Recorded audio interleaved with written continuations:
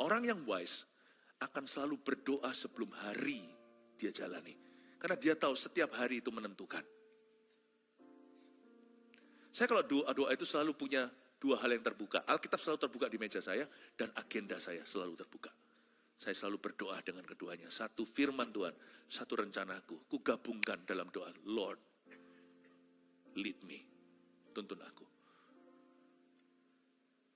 Kalau Anda adalah seorang pemimpin, termasuk kalau bukan dalam konteks perusahaan atau pelayanan, tapi kalau di bawah Anda ada 2 anak, 3 anak, itu semuanya masa depan anak, itu pengaruh loh orang tua. Orang tua itu pemimpin. Orang tua itu adalah the best two spies atau 2 pengintai yang terbaik dalam kehidupan putra-putrinya. Jodoh apa segalanya, karir suatu hari, sekolah, jurusan, everything. Harusnya anak akan menimba hikmat daripada orang tuanya. Anda mesti harus benar-benar bawa ke hadapan Tuhan. Lord, lead me. Lead me.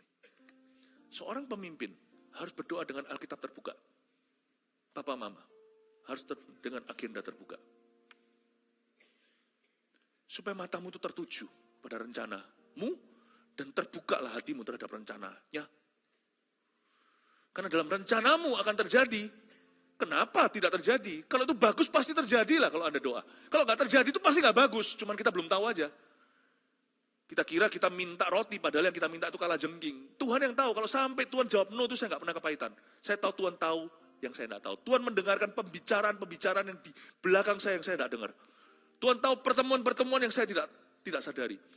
Tuhan tahu rasan-rasan orang, Tuhan tahu bahaya yang sekarang sedang melirik di balik pintu. Di depan ini kelihatan seperti pintu bagus, di baliknya semuanya ada senjata tajam, saya tidak akan tahu.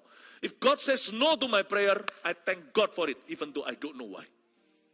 Kalau Tuhan menjawab tidak pada doa saya pasti berkata thank you Tuhan, tanpa saya tahu apa sebabnya. Tapi tidak pernah Tuhan itu menolak doa. Kalau Tuhan jawab tidak, pasti ada penggantinya. Tapi itu pun jarang Tuhan bilang tidak, kalau kita itu hidup dalam firman. Yohanes 15 katakan kalau kamu hidup dalam firman, firman dalamku. Minta apa saja, itu seperti cek kosong dibuka. Apapun pasti tak kasih. Kenapa nggak terjadi kalau itu bagus? Pasti terjadi. Tapi ada faktor Allah di dalamnya. Jangan hanya otak kita itu tertuju waktu kita doa. Tertuju hanya pada rencana kita. Rencana kita harus kita serahkan. Serahkan perbuatanmu. Tapi terlaksanalah rencanamu. Itu rencana Allah akan mengatasi planning-planning Anda dan saya.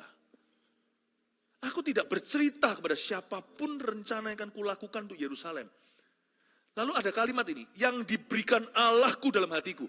Katakan yang diberikan Allah dalam hatiku.